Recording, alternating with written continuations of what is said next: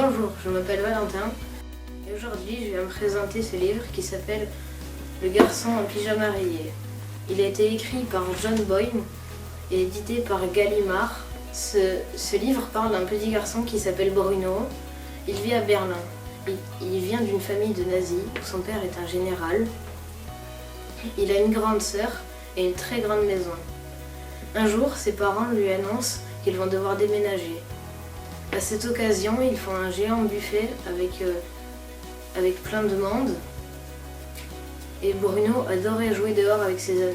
Après, Bruno va devoir déménager dans une maison à la campagne, assez grande, où il y avait plusieurs chambres. Ses parents lui laissent choisir sa chambre. Lui, il préférait une chambre à l'étage, une grande chambre avec une fenêtre.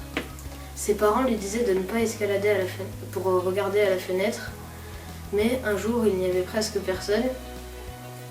Il a escaladé pour regarder et a vu quelque chose qu'il pensait que serait une ferme, alors qu'en réalité, c'était autre chose. Mais ça, il ne le savait pas. Un jour, Bruno a décidé d'explorer un peu dehors et a trouvé un autre enfant derrière une barrière. Cet enfant était juif. Il a eu un très fort lien d'amitié avec cet enfant, sauf qu'une barrière les séparait. J'ai bien aimé ce livre car j'adore l'histoire de la Seconde Guerre mondiale et ce livre était très poignant et pour les lecteurs qui ne sont pas très habitués à lire des gros livres, il peut paraître un peu imposant. Bonjour, je m'appelle Alban, je suis élève en 6e. Aujourd'hui, je vais vous présenter le livre Momoko, une enfance japonaise, numéro 1, écrit par Kokimi et publié par Rue du Monde. Dans tous les chapitres, il y a Momoko qui change d'histoire. Elle va raconter 8 moments marquants de sa vie. On va découvrir un maître d'école, un chat, un marchand de poissons rouges, son père qui n'est jamais là, sa mère qui est une femme au foyer et sa sœur qui est atteinte de troubles mentaux. Et donc je conseille ce livre pour les gens qui aiment une lecture facile et les bandes dessinées japonaises.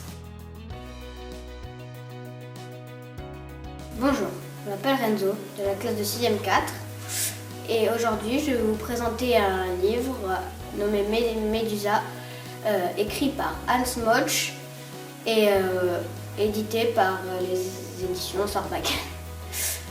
C'est l'histoire de deux enfants, Hector et Hélène, et leurs parents ne savent pas où les envoyer en vacances.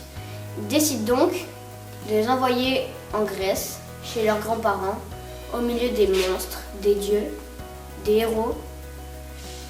Et devinez qui est leur grand-mère? Eh oui, c'est Médusa. Honteuse d'avoir des petits-enfants humains, elle décide de les tuer. S'entame donc une course-poursuite à travers la Grèce entre la grand-mère et les petits-enfants. J'ai bien aimé ce livre, parce que déjà j'aime bien la mythologie, j'adore ça. Et c'est drôle, avec beaucoup d'humour.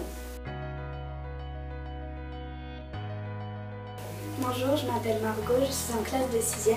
Je vais vous présenter le livre Splash, écrit par Kenneth Oppel, illustré par Sydney Smith, traduit de l'anglais par Eric Bestch et publié par Pocket Jeunesse.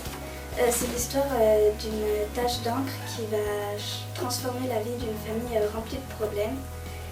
Elle va avoir la vie dure entre une fille jalouse, un éditeur assoiffé de succès.